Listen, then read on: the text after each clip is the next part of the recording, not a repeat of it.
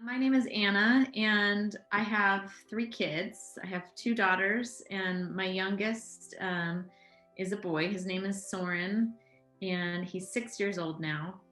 And he has epilepsy.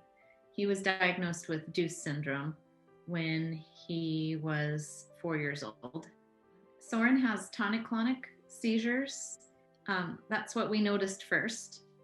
And then about a month after he started having tonic-clonic seizures, he started having myoclonic seizures, which a lot of people will refer to as a drop seizure. Record everything that you can, any information you have that you can look at and that your doctors can look at.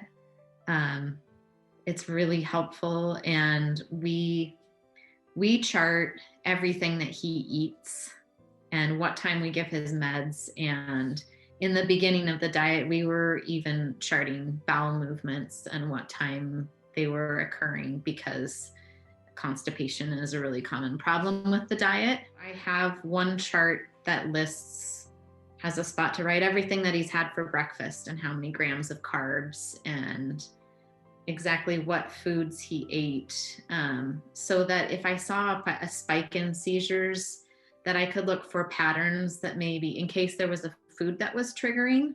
We chart how many ounces of water he drinks in a day, his medications and supplements, which kind of also serves as a checklist for us to make sure that we've given him everything that we're supposed to give him in a day. For a while, I was charting what time he went to bed. I don't worry about that anymore. He's doing so well that it just doesn't feel necessary anymore. I charted a ton in the beginning of the diet, so much detail. And now that he's stable, I've kind of weeded out a lot of that I feel is no longer necessary. But I'm glad that I did it in the beginning. Just gave me and his care team a lot of data to work with when looking at his seizure charts and trying to decide, like, do we need to do less carbs or more carbs, or how can there's a lot of tweaking that goes on in the beginning of the diet to try to figure out what is the right number of carbs for your child and what foods do they like and not like. Doing your research also is really important. I read a lot of books and a lot of websites. One tip actually that our neurologist gave us at our very first appointment was to be careful about the sources of information that we chose. She said, you can really scare yourself. I know how to travel on the diet, which in the beginning was super duper intimidating. I think that was one of the biggest challenges of starting the diet, was figuring out, okay, how do we do this on the go? And a cooler is essential.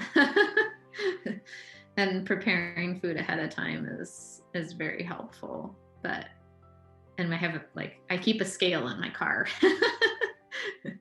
We know in our hometown, which restaurants we can go to and order, say, a hamburger patty without a bun. We know that there's no filler in it. And sometimes I need to bring along a little something to supplement. Like, most restaurants don't have heavy cream that doesn't have additives on hand. So I'll pack a little thermos of milk. And it feels strange to say this, but it's almost, we've kind of discovered it's better just to bring it along than to ask. We found if we can go to a restaurant, we can order like a hamburger that doesn't have any filler and some fresh vegetables. And then I bring my scale in to weigh the vegetables so that we know how many carbs he's getting from them.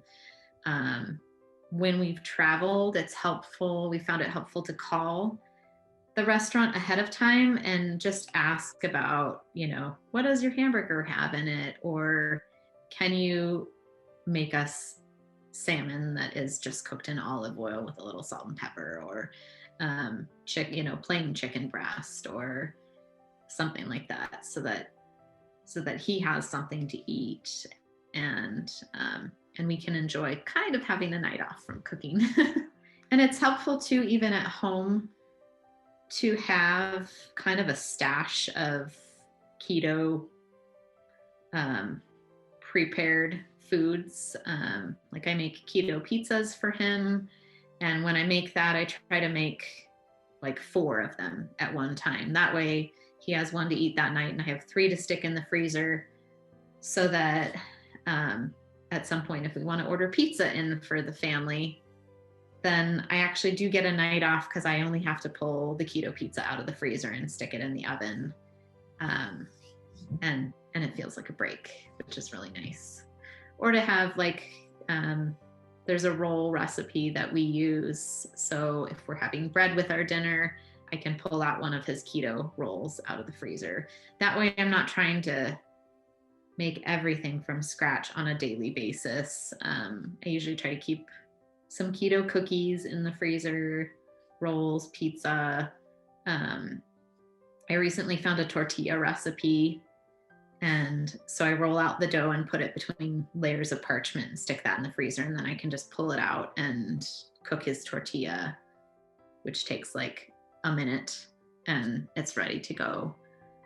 So it is kind of nice to have a stash of those keto items, so that you don't feel like you're making 2 meals every night, one for your keto kid and one for your for the rest of the family. I'm so sorry, because it is so hard.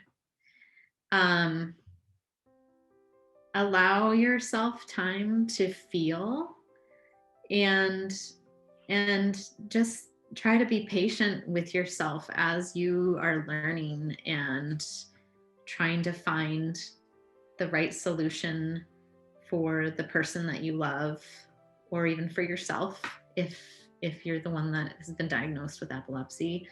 I think the most important thing for us was having a doctor that we really trusted.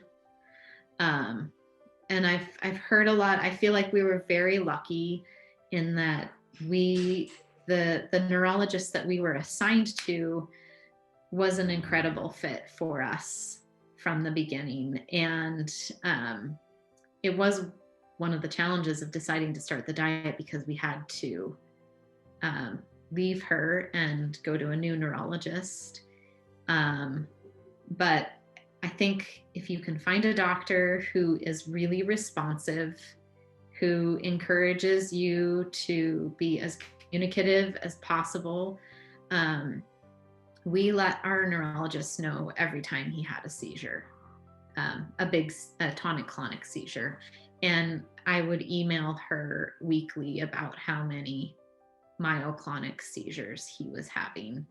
And I think also following your gut, if you feel like something is not working or something is not right, to really not be afraid to tell your care provider, your doctor, your nurse practitioner, whoever you're seeing, about what's going on, and push for what you think is right. And hopefully if you find a doctor who's a good fit, they're going to value that feedback from you, and use that in a way that is going to direct your care, your child's care, in the right direction. I really think communication is very key in finding that right treatment.